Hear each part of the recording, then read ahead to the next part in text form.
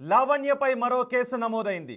ఇప్పటికే లావణ్యపై కొన్ని కేసులు నమోదయ్యాయి. లావణ్య కూడా కొంతమందిపై కేసులు నమోదు చేసింది. మస్తాన్ సాయి పైన, రాజ్ తరుణ్ పైన. ఇలా రాజ్ తరుణ్కు సంబంధించిన ఇంట్లోనే లావణ్య ఉంటుంది. అయితే ఆ ఇల్లు నాది అని, నేను ఎవరికైనా అమ్ముకునే హక్కు నాకుంది అని రాజ్ తరుణ్ కూడా కేసు వేశారు. రాజ్ తరుణ్ వేరే వాళ్ళకి ఆ ఇల్లు అమ్మేసినట్టుగా తెలుస్తోంది. ఈ నేపథ్యంలో హైకోర్టులో కూడా కేసు నడిచింది. అయితే ఆ ఇంటిపై లావణ్యకు ఎటువంటి హక్కు లేదు అని, లావణ్య ఖాళీ చేయాలి అని న్యాయస్థానం కూడా ఆదేశాలు జారీ చేసినట్టుగా వారం రోజుల క్రితం వార్తలు వచ్చాయి. ఇప్పుడు లావణ్య ఆ ఇంటికి వెళ్ళి, లావణ్య ఇంతకుముందు ఏ ఇంట్లో అయితే ఉండేదో రాజ్ తరుణ్ ఆ ఇంటికి వెళ్ళి ప్రస్తుతం ఆ ఇంట్లో ఉంటున్న వాళ్ళను బెదిరించింది అని చెబుతూ ఉన్నారు. ఆ ఇంటిని రాజ్ తరుణ్ నుంచి తను కొనుక్కున్నాను అని చెప్తున్నారు. లావణ్య ఆ ఇంటికి వచ్చి బెదిరించిందని పోలీస్ స్టేషన్లో ఫిర్యాదు చేశారు. నార్సింగ్ పోలీస్ స్టేషన్లో ఈ కేసు నమోదైంది. ఈ కేసుకు సంబంధించి పూర్తి సమాచారం మా ప్రతినిధి దేవిక అందిస్తారు. దేవిక, లావణ్యపై నమోదైన మరో కేసుకు సంబంధించి మీ దగ్గర ఉన్న సమాచారం ఏంటి? ఎస్ రోహిత్, మనం చూడొచ్చు మరి కొత్తగా ఇప్పుడైతే తాజాగా లావణ్య మీద అయితే మరో కేసు నమోదైందని చెప్పొచ్చు. గతంలో నుంచి కూడా చూసుకుంటే లావణ్య పైన రాజ్ తరుణ్, మాల్వి మల్హోత్రా కుటుంబ సభ్యులు, రాజ్ తరుణ్ కుటుంబ సభ్యులు, మస్తాన్ సాయి, ఇలా శేఖర్ భాష అనేక మంది కూడా తన మీద కంప్లైంట్ ఇచ్చిన పరిస్థితి కూడా మనం చూసాం. లావణ్య కూడా పరస్పరంగా అందరి మీద కూడా కంప్లైంట్ ఇచ్చిన పరిస్థితి కూడా చూడడం జరిగింది. అయితే ఇప్పుడు తాజాగా చూసుకుంటే ఏదైతే కోకాపేటలో రాజ్ తరుణ్ కి సంబంధించిన విల్లా ఏదైతే ఉందో దానికి సంబంధించి ఆ ఇంట్లో అంటే రాజ్ తరుణ్ ఆ ఇల్లు అమ్మేయడం జరిగింది. అమ్మేసిన తర్వాత ఆ ఇంట్లో నుంచి బయటికి రావడానికి కూడా అనేక కేసుల్లో ఇరుక్కుందని చెప్పొచ్చు. ఆ తరువాత కూడా ఆ ఇంట్లో నుంచి బయటికి రాకుండా ఎంతగా ఇబ్బంది పెట్టిందో కూడా చూడొచ్చు. అయితే గతంలో కూడా రాజ్ తరుణ్ కుటుంబ సభ్యులు అక్కడికి వెళ్ళి ఇల్లు మా కొడుకుది, నువ్వు ఖాళీ చేయాల్సిందే, అతను అమ్మేశాడు అని చెప్పినప్పటికీ కూడా రాజ్ తరుణ్ నా భర్త ఇల్లు అయితే ఇది నా విల్లా కూడా అవుతుంది కాబట్టి నేను ఇక్కడ నుంచి కదలను అంటూ కూడా అక్కడ ఎంతగా న్యూసెన్స్ క్రియేట్ చేసింది అనేది కూడా మనం బిగ్ టీవీ ఎక్స్క్లూజివ్ అయితే చూడడం జరిగింది. ఆ తర్వాత కోర్టు ఏదైతే తీర్పు ఇచ్చిందో దాని ప్రకారంగా తను బయటికి వచ్చేసినప్పటికీ కూడా అక్కడ ఎవరైతే రాజ్ తరుణ్ విల్లాని కొనుగోలు చేశారో సుశీల్ అనే వ్యక్తి అతను అక్కడ ఉంటున్నప్పటికీ కూడా ఎవరికి తెలియకుండా రాత్రి సమయంలో లావణ్య అలాగే తనతో పాటు గుర్తు తెలియని వ్యక్తులు ఒక 10 మందిని తీసుకొని వెళ్ళి, అంటే గత నెల 30వ తారీఖున, అంటే ఈ రోజుకి దాదాపుగా 4 రోజులు అవుతుందని చెప్పొచ్చు, అక్కడికి వెళ్ళిన తర్వాత రాత్రిపూట అక్కడ సీసీ కెమెరాలను ధ్వంసం చేయడం, అదేవిధంగా వాళ్ళ మీద దౌర్జన్యానికి దిగడం, ఇక్కడ నుంచి ఖాళీ చేయండి అంటూ కూడా వారి పట్ల దౌర్జన్యానికి గురి చేసింది అంటూ కూడా వారి మీద దాడి చేసే ప్రయత్నం కూడా చేసింది అంటూ కూడా 1వ తారీఖు 11 గంటల సమయంలో నార్సింగ్ పోలీస్ స్టేషన్లో అయితే ఆ ఇంటిని కొనుగోలుదారులు ఎవరైతే ఉన్నారో వాళ్ళు కంప్లైంట్ ఇవ్వడం జరిగింది. దీనికి సంబంధించి కూడా లావణ్య ఇప్పుడు వరకు కూడా స్పందించని పరిస్థితి కనిపిస్తుందని చెప్పొచ్చు. దాదాపుగా ఇన్ని నెలల్లో చూసుకుంటే ఇప్పుడు వరకు కూడా దాదాపుగా లావణ్య మీద 8 నుంచి 10 కేసులు ఉన్నప్పటికీ కూడా మరి పోలీసులు ఎందుకని స్పందించట్లేదు అనే విషయం మీద కూడా ఎవరైతే కంప్లైంట్ ఇచ్చారో వాళ్ళు అలాగే కొంతమంది కూడా ఆరోపిస్తున్న పరిస్థితి అని చెప్పొచ్చు. మరి పోలీసులు మరి ఎందుకని పట్టించుకోవట్లేదు అనే విషయాన్ని కూడా చాలా మంది ఒక ప్రశ్నగా అయితే చూస్తున్నారని చెప్పొచ్చు. ముఖ్యంగా పీడీ యాక్ట్ పెట్టే అవకాశం ఏమన్నా ఉందా అంటూ కూడా అనుమానాలు అయితే వ్యక్తమవుతున్నాయని చెప్పొచ్చు. మరి దీనికి సంబంధించి పోలీసులు ఏ విధంగా రియాక్ట్ అవుతారు అనేది కూడా తెలియాల్సిన పరిస్థితి ఉంది రోహిత్. ఎందుకు లావణ్య అక్కడికి వెళ్ళి గొడవ చేసినట్టు పాత ఇంటికి సంబంధించి గతంలో న్యాయస్థానాల్లో కూడా తీర్పు వచ్చింది. పైగా సుశీల్ ఆ ఇంటిని కొన్నానని చెప్తున్నాడు. రిజిస్టర్డ్ డాక్యుమెంట్స్ అక్కడ ఉన్నాయి. లావణ్య ఎందుకు అక్కడికి వెళ్ళి మళ్ళీ గొడవ చేసినట్టు?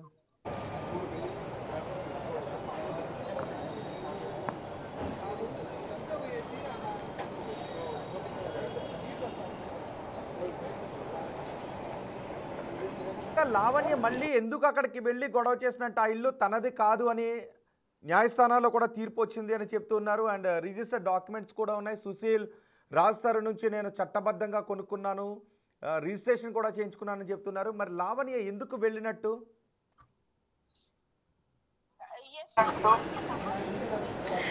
ఎస్ రోహిత్, దీనికి సంబంధించి కూడా లావణ్య పూర్తి వివరాలు అయితే చెప్పాల్సిన పరిస్థితి అని చెప్పొచ్చు. ఎందుకంటే గతంలో కూడా రాజ్ తరుణ్ కోర్టుకు వెళ్ళినప్పటికీ కూడా లేదు అతను నా భర్త, ఇల్లు నాదే అంటూ కూడా ఎంతగా న్యూసెన్స్ క్రియేట్ చేసింది అనేది కూడా మనం చూడడం జరిగింది. మరి కోర్టు ఆదేశాలు ఇచ్చినప్పటికీ కూడా తను అసలు ఎందుకు వెళ్ళింది, ఆ ఇల్లు తనదే అంటూ కూడా ఎందుకని వాదిస్తుంది. అందులో ఇక్కడ ముఖ్యంగా చూడొచ్చు రోహిత్, ఎవరైతే తనతో పాటు ఒక 10 మంది గుర్తు తెలియని వ్యక్తులు వచ్చారో వాళ్ళకి కూడా ఆ ఇల్లు నాదే, నా ఇంటిని ఆక్రమించారు వాళ్ళు అంటూ కూడా వాళ్ళని రెచ్చగొట్టి పంపించడం పంపించడం, వాళ్ళకి కొంత డబ్బు ఇచ్చినట్టుగా కూడా కొంతమంది చెప్తున్న పరిస్థితి అని చెప్పొచ్చు.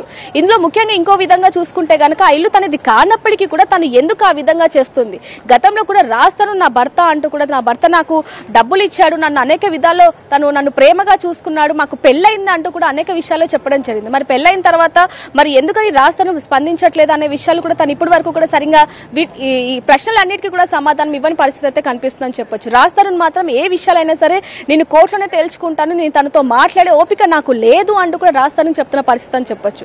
మరి తనకి ఎటువంటి అధికారం లేకపోయినప్పటికీ కోర్టు నోటీసులు ఇచ్చినప్పటికీ కూడా మరి తను బయటికి వచ్చేసిన తరువాత కూడా మరి ఎందుకని ఈ విధంగా ప్రవర్తిస్తుంది అనే విషయాలు మాత్రం తన్నడిగా తెలుసుకోవాల్సిన పరిస్థితి కనిపిస్తుంది. రోహిత్, పోలీసులు ఏదైనా యాక్షన్ తీసుకునే అవకాశం ఉందా? లావణ్యపై ఇప్పటికే బిఎన్ఎస్ లో 329, 324, 115, 352 ట్రెస్పాస్ కింద అక్కడికి వచ్చి అల్లరి చేశారు, గాయపరిచారు, ఆయుధాలు తీసుకొచ్చి కొట్టారనే సెక్షన్స్ కింద కేసులు నమోదు చేశారు. ఇప్పుడు పోలీసులు ఏం చేయబోతున్నారు?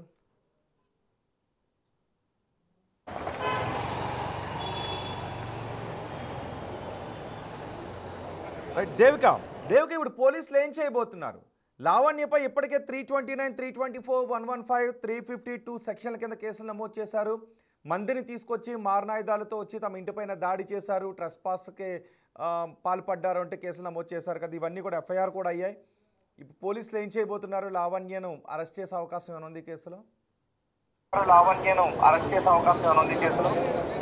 ఎస్ రోహిత్, గతం నుంచి చూసుకుంటే తన మీద ఇందాక చెప్పినట్టుగా అనేక కేసులు ఉన్నప్పటికీ కూడా మరి ఇప్పుడు కూడా ఆ ఇంటి కొనుగోలుదారులు ఎవరైతే ఉన్నారో అతను కేసు నమోదు చేసినప్పటికీ కూడా మరి పోలీసులు ఎందుకని రియాక్ట్ అవ్వట్లేదు అంటే దాదాపుగా తన మీద 8 నుంచి 10 కేసులు ఉన్నప్పటికీ కూడా మరి ఎందుకని సరిగ్గా రెస్పాన్స్ అవ్వట్లేదు అంటూ కూడా ఆ ఇంటి యజమాని నార్సింగ్ పోలీసులను అయితే ప్రశ్నించినట్టుగా అయితే తెలుస్తుందని చెప్పొచ్చు. మరి ఇప్పటికి ఇన్ని కేసులు ఉన్నప్పటికీ కూడా మరి తన మీద పీడీ సెక్షన్ ఏమైనా తీసుకుని పీడీ యాక్ట్ కింద సెక్షన్ ఏమైనా తీసుకుంటారనే కేసు అనే అనుమానాలు కూడా వ్యక్తమవుతున్నాయని చెప్పొచ్చు. దీనికి సంబంధించి కూడా పోలీసులు పూర్తి వివరాలు అయితే చెప్పాల్సిన పరిస్థితి ఉంది. రోహిత్, లావణ్యకి ఫోన్ చేద్దాం.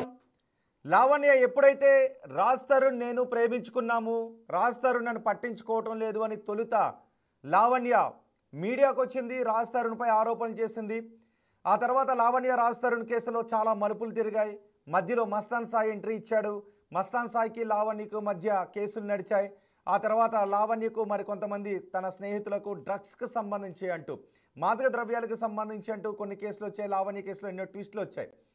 రాజ్ తరుణ్ కూడా చెప్పాడు, నేను లావణ్య జీవితంలో లేను, మస్తాన్ సాయి అనే వ్యక్తిని లావణ్య పెళ్లి చేసుకోవాలని అనుకుంది, నాకు లావణ్యకి ఎటువంటి సంబంధం లేదు అని తన కోర్టులో పిటిషన్స్ వేశాడు. కానీ రాజ్ తరుణ్ నన్ను మోసం చేశాడు అంటూ లావణ్య మీడియా ముందుకు వచ్చింది, పోలీస్ స్టేషన్స్లో కేసులు పెట్టింది. రాజ్ తరుణ్ లావణ్య ఎక్కడైతే ఉండేవారో ఆ ఇంట్లోనే లావణ్య ఉండేది. అయితే రాజ్ తరుణ్ ఆ ఇంటిని వేరే వాళ్ళకి అమ్మేశాడు, అది పూర్తిగా తన స్వాధ్యతమని, తన ఇల్లు తనకు మాత్రమే హక్కు ఉంది, అక్కడ లావణ్య ఇల్లీగల్గా ఉంటుంది అంటూ రాజ్ తరుణ్ పేర్కొన్నాడు. ఈ నేపథ్యంలో మళ్ళీ ఈ కేసు కోర్టుకు వెళ్ళింది. లావణ్యకు ఆ ఇంటికి ఎటువంటి సంబంధము లేదు, లావణ్య ఇంటిని ఖాళీ చేయాలి అంటూ న్యాయస్థానాల్లో తీర్పు కూడా వచ్చింది. రాజ్ తరుణ్ ఆ ఇంటిని సుశీల్ అనే వ్యక్తికి అమ్మేశాడు. ప్రస్తుతం సుశీల్ ఆ ఇంట్లో ఉంటున్నాడు. ఇప్పుడు లావణ్య మళ్ళీ ఆ ఇంటికి వెళ్ళి సుశీల్ను ఖాళీ చేయాలి అని బెదిరించింది అంటూ సుశీల్ అనే వ్యక్తి పోలీస్ స్టేషన్లో కేసు పెట్టాడు, కంప్లైంట్ ఇచ్చాడు. నార్సింగ్ పోలీస్ స్టేషన్లో లావణ్యపై ప్రస్తుతం 329, 324, 115, 352 ఈ సెక్షన్ల కింద కేసులు నమోదయ్యాయి. ఇందులో ట్రెస్పాస్ ఉంది, అల్లరి ఉంది, మారణాయుధాలను పట్టుకుని వెళ్ళి అక్కడ దాడి చేశారు, దాడి చేసే ప్రయత్నం చేశారు, కొట్టారు, గాయపరిచారు, భయభ్రాంతులకు గురి చేశారు అంటూ ఈ కేసులు నమోదు చేశారు.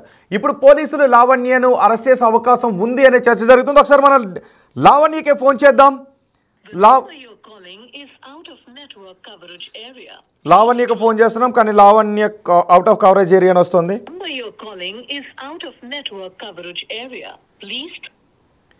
ఇంకొకసారి ట్రై చేద్దాం. సో లావణ్యకు ఫోన్ వెళ్ళట్లేదు, బహుశా ఆమె స్విచ్ ఆఫ్ చేసుకుని ఉండాలా, లేదు నెట్వర్క్ రీచ్ కాని ఏరియాలోనైనా లావణ్య ఉండాలి. సో లావణ్య ఇప్పుడు ఏం చేయబోతున్నారు, ఈ కేసులను ఎలా ఎదుర్కోబోతున్నారు? తొలుత లావణ్య రాజ్ తరుణ్ కేసు బయటకు వచ్చిన తర్వాత లావణ్య రాజ్ తరుణ్పై ఆరోపణలు చేసిన తర్వాత లావణ్య చుట్టూ చాలా వివాదాలు కూడా వస్తూ ఉన్నాయి. లావణ్య చుట్టూ ఎన్నో ఆరోపణలు వచ్చాయి. అదే సమయంలో లావణ్య నేను అమాయకురాల్ని, నన్ను బలిపశువుని చేస్తున్నారు అంటూ లావణ్య కూడా మీడియా ముందుకు వచ్చి తను న్యాయం కావాలి అంటూ ఫైట్ చేసిన సందర్భం కూడా చోటు చేసుకుంది. సో లావణ్య రాజ్ తరుణ్పై మొదలుపెట్టిన ఫైట్ కాస్త అటు ఇటు తిరిగి ఎక్కడికో వెళ్తోంది. ఇది ఎడతెగని తెలుగు సీరియల్లా కొనసాగుతూ ఉంది. ఇప్పుడు లావణ్యపై సుశీల్ అనే వ్యక్తి రాజ్ తరుణ్ దగ్గర నుంచి ఎవరైతే ఇంటిని కొనుగోలు చేశారో ఆ వ్యక్తి కేసులు నమోదు చేశారు. సో ఇక్కడ తప్పు ఎవరిదని అనుకుంటూ ఉన్నారు? రాజ్ తరుణ్ది తప్పని అనుకుంటూ ఉన్నారా? లావణ్య తప్పు చేసిందని అనుకుంటూ ఉన్నారా? మీరేమనుకుంటున్నారు? లేదు సుశీల్ది తప్పని, వివాదంలో ఉంది, ఆ ఇంట్లో లావణ్య ఉంటుంది కాబట్టి అలాంటి వివాదంలో ఉన్న ఇంటిని సుశీల్ కొనుక్కొని తప్పు చేశారు అని మీరు అనుకుంటూ ఉన్నారా? తెలుగు రాష్ట్రాల ప్రజలుగా ఈ లావణ్య రాజ్ తరుణ్ కేసును చూస్తూ ఉన్న మీరు ఏమనుకుంటున్నారో మీ అభిప్రాయాన్ని కమెంట్ బాక్స్లో తెలియచేయండి. లావణ్య తప్పు చేస్తుందా? రాజ్ తరుణ్ తప్పు చేస్తున్నాడా? ఆ ఇంటిని కొనుగోలు చేసి సుశీల్ కుమార్ తప్పు చేశాడా? మీరేమనుకుంటున్నారు? ఇప్పుడు లావణ్యను పోలీసులు ఈ కేసులో అదుపులోకి తీసుకోబోతున్నారా? లావణ్య బెయిల్ కోసం ప్రయత్నం చేయబోతున్నారా? లావణ్య ఇప్పుడు ఏం చేయబోతున్నారు అనే విషయంపై ఆసక్తి కనిపిస్తుంది. ఇంకొకసారి నేను లావణ్యకు ఫోన్ చేసే ప్రయత్నం చేస్తాను. అండ్ లావణ్య రాజ్ తరుణ్ కేసులో తాజాగా చోటు చేసుకున్న ఈ ఎపిసోడ్పై, తాజాగా నమోదైన ఈ కేసు గురించి మీరేమనుకుంటున్నారో మీ అభిప్రాయాన్ని కమెంట్ బాక్స్లో తెలియచేయండి. ఒక్కసారి నేను లావణ్యకు మరోసారి కాల్ చేసే ప్రయత్నం చేస్తాను. ఫస్ట్ సారి కాల్ చేసినప్పుడు లావణ్య ఫోన్ రింగ్ అయింది, కానీ తర్వాత మాత్రం లావణ్య ఫోన్ రింగ్ అవ్వడం లేదు. లావణ్య ఫోన్ నాట్ రీచబుల్ అంటూ వస్తుంది. ఇంకొకసారి నేను ట్రై చేస్తాను. సో లావణ్య కేసును ఒకవేళ మీరు ఫాలో అవుతూ ఉంటే తప్పు ఎవరిదని అనుకుంటూ ఉన్నారు? మీ అభిప్రాయాన్ని కమెంట్ బాక్స్లో తెలియచేయండి. ఇక్కడ లావణ్య తప్పు చేస్తోందని అనుకుంటూ ఉన్నారా? లేదా రాజ్ తరుణ్ లావణ్యను మోసం చేశాడని అనుకుంటూ ఉన్నారా? ఎందుకంటే కొన్ని డౌట్స్ వస్తూ ఉన్నాయి. ఒకవేళ రాజ్ తరుణ్ లావణ్యకి ఏ సంబంధం లేకపోతే ఇన్నాళ్ల పాటు వివాదం జరుగుతున్న సందర్భంలోనూ, రాజ్ తరుణ్ లావణ్యకు విభేదాలు తలెత్తిన సమయంలోనూ, ఒకరికొకరు కేసులు పెట్టుకుంటున్న సమయంలోనూ, మధ్యలో ఆర్జే భాష వచ్చిన సందర్భంలోనూ, ఇలాంటి అన్ని సందర్భంలోనూ కూడా లావణ్య అదే ఇంట్లో ఉంది, రాజ్ తరుణ్ ఇంట్లోనే ఉంది, బయట ఎక్కడా కూడా లేదు. మరి ఇన్నాళ్ళు రాజ్ తరుణ్ ఇంట్లోనే లావణ్య ఎందుకు ఉంది అనేది కూడా ఇక్కడ క్వశ్చన్ చేయాల్సిన పాయింట్. ఇప్పటి వరకు రాజ్ తరుణ్ మాత్రం బయటకు రాలేదు.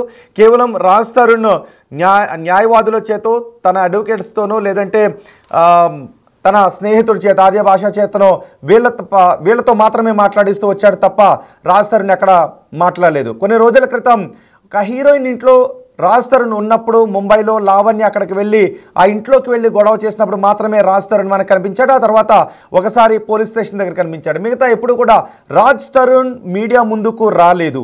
ఈ వివాదం అంతా కూడా రాజ్ తరుణ్ లావణ్య దగ్గరే స్టార్ట్ అయింది. మధ్యలో మస్తాన్ సాయి ఇలా చాలామంది ఎంట్రీ ఇస్తూ వచ్చారు. ఎవరెవరు చుట్టూనో ఈ వివాదాలు తిరిగి ఇప్పుడు రాజ్ తరుణ్ దగ్గర ఇంటిని కొనుక్కున్న ఈ సుశీల్ దగ్గరకు వచ్చాగింది. సుశీల్ ఇప్పుడు లావణ్యపై కేసు పెట్టిన నేపథ్యంలో ఈ కేసులో ఏం జరుగుతుందనే ఆసక్తి కనిపిస్తుంది. మీరేమనుకుంటున్నారు? మీ అభిప్రాయాన్ని కమెంట్ బాక్స్లో తెలియచేయండి. ఒకసారి మీ అభిప్రాయాలు, ఒకవేళ లావణ్య తప్పు అనుకుంటూ ఉన్నారా? లావణ్య వరుసగా తప్పులు చేస్తోందనే క్వశ్చన్ మేము అడిగాం. దీనికి ఎక్కువ మంది ఎస్ అని కమెంట్ చేశారు. 89% మంది లావణ్య తప్పు చేస్తోంది అనే కమెంట్స్ చేశారు. 11% మంది మాత్రం, 10% మంది మాత్రం లావణ్య తప్పు చేయడం లేదు అంటూ కమెంట్ చేశారు. లావణ్య వరుసగా తప్పులు చేస్తుందంటే ఎక్కువ మంది అవును అని కమెంట్ ఓట్ చేశారు. చాలా తక్కువ మంది మాత్రమే లావణ్య తప్పు చేయలేదు అని కమెంట్ చేశారు. కేవలం 10% మంది నో అంటూ ఉన్నారు, 90% మంది అవునని అంటూ ఉన్నారు. సో లావణ్యను రీచ్ అవడానికి మేము ప్రయత్నం చేస్తున్నాం. తాజాగా నమోదైన కేసులో లావణ్య ఏం చెప్పాలి అనుకుంటున్నారు? ఒక్కసారి ఫైనల్గా నేను కాల్ చేస్తాను. లావణ్య ఎవరితోనో మాట్లాడుతున్నారు, వెయిటింగ్ వస్తుంది. లావణ్య ఎవరితోనో మాట్లాడుతున్నారు. బహుశా నమోదైన కేసు గురించి అడ్వకేట్స్తో మాట్లాడుతూ ఉన్నారు, లేదు ఈ కేసులో ఆమె బెయిల్ కోసం ప్రయత్నాలు చేయాలని అనుకుంటూ ఉన్నారు. లావణ్య ఫోన్ మాత్రం వెయిటింగ్ వస్తూ ఉంది. సో లావణ్య ఈ కేసు నుంచి ఎలా బయటపడతారో చూద్దాం. అండ్ మీ అభిప్రాయం ఏంటి? ఈ కేసులో ఎవరిది తప్పు అనిపిస్తోంది? ఈ మొత్తం వ్యవహారంలో లావణ్య తప్పు అనిపిస్తోందా, రాజ్ తరుణ్ది తప్పు అనిపిస్తోందా? ఇప్పుడు సుశీల్ ఆ ఇంట్లో లావణ్య ఎక్కడైతే ఉంటున్నారో ఆ వివాదంలో ఉంది. లావణ్య ఆ ఇల్లు నాది, నేనే ఉంటానని అంటుంది కాబట్టి అలా ఇంటిని కొనుక్కొని సుశీల్ ఏదైనా తప్పు చేశారని అనుకుంటున్నారా? మీ అభిప్రాయం ఏంటి? కానీ రాజ్ తరుణ్దే ఆ ఇల్లు, లావణ్యకి ఎటువంటి సంబంధము లేదు అని న్యాయస్థానాల్లో కూడా తీర్పు వచ్చిందని చెప్తున్నారు. రాజ్ తరుణ్ పాత ఇల్లు, ఆ ఇంటికి లావణ్యకి ఎటువంటి సంబంధం లేదని చెప్పిన తర్వాత మళ్ళీ ఆ ఇంటికి వెళ్ళి లావణ్య ఒకవేళ బెదిరించే ప్రయత్నం చేస్తావు, కోర్టు తీర్పున్నప్పుడు బెదిరించే ప్రయత్నం చేస్తే బహుశా కోర్టు ధిక్కరణ నేరాన్ని కూడా లావణ్య ఫేస్ చేయాల్సి ఉంటుందేమో. లావణ్యం రీచ్ కావడానికి చేస్తుంటే ఆమె ఫోన్ మాత్రం ఆన్సర్ చేయడం లేదు. లావణ్య ఫోన్ వెయిటింగ్ వస్తుంది, ఆమె కట్ చేస్తున్నారు. చూద్దాం, ఒకవేళ లావణ్య అందుబాటులోకి వస్తే లావణ్య దగ్గర నుంచి అభిప్రాయం తీసుకునే ప్రయత్నం చేద్దాం. అండ్ మీ అభిప్రాయం ఏంటి? మీ అభిప్రాయాన్ని మాత్రం కమెంట్ బాక్స్లో తెలియచేయండి. అండ్ ఓటింగ్ కూడా చేయండి. లావణ్య వరుసగా తప్పులు చేస్తోందని మేము అడిగాం. మీ అభిప్రాయం ఏంటి? లావణ్య నిజంగా తప్పులు చేస్తుందా? ఎస్ అయితే ఎస్, నో అయితే నో. మీరు అక్కడ ఓట్ చేసి మీ అభిప్రాయం తెలియచేయండి. కానీ ఈ కేసులో మాత్రం ఎటువంటి పరిణామాలు చోటు చేసుకుంటాయో చూద్దాం.